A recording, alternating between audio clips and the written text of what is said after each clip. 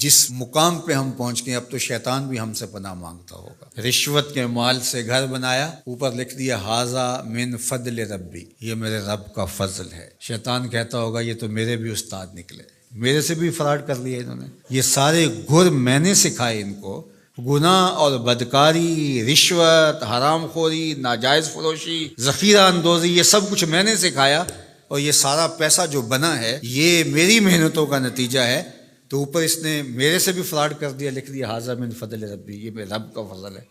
یہ رب کا فضل نہیں ہے، لکھنے سے نہیں ہوگا، اس کا حساب دینا پڑے گا۔ ثم لتسألن یومئذ عن النعیم، اس دن ایک ایک نعمت کے بارے میں پوچھا جائے گا۔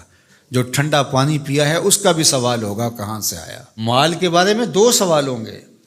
حدیث پاک میں آتا ہے لا تزول قدم عبد یوم القیامہ حتی یسأل عن 4، قیامت کے دن اللہ بندے کے قدم اپنے سامنے سے ہٹنے نہیں دے گا جب تک اس سے 4 سوال نہیں پوچھ لے گا۔ عن عمرہ فیما افناہ، عمر کے بارے میں پوچھے گا کہاں گزاری۔ عن شبابہ فیما ابلاہ، اس کی جوانی کے بارے میں پوچھے گا کہ جوانی بسر کہاں کی، جوانی کے ایام کیسے گزارے، مستانی ہوتی ہے۔ اللہ اکبر، تیری وہ مست جوانی چوکوں چوراہوں میں گزری یا تہجد کے سجدوں میں گزری؟ اور مال کے بارے میں 2 سوال ہیں، وہ کیا؟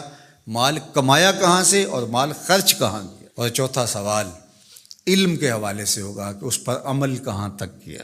عالم تو بہت بڑے ہو، واز تو بڑا اچھا کہتے ہو، لوگوں کے رونگٹے کھڑے ہو جاتے ہیں، لوگ واہ واہ کہتے ہیں، جب تم آواز اٹھاتے ہو اس کا جادو جاگتا ہے اور لوگ مست ہو کے جھومنے لگتے ہیں، علمی نکتے بیان کرتے ہو تو کمال کر دیتے ہو، تمہیں فر عربی بولنی آتی ہے، مختلف زبانوں کے ماہر ہو، لوگوں کے نفسیات کے اوپر کیسے قابض ہونا اچھی طرح سے تم جانتے ہو، لفظوں کا ذخیرہ تمہارے پاس ہے، جملے ہیں، ترکیبیں ہیں، بات کرنے کا سلیقہ ہے، ڈھب ہے، اچھوتے مضامین بیان کرتے ہو، انوکھے عنوان منتخب کرتے ہو، پھر دلائل کے انبار لگا دیتے ہو۔ یہ سب کچھ داد سمیٹنے کے لیے تھا یا عمل بھی تھا اس پہ؟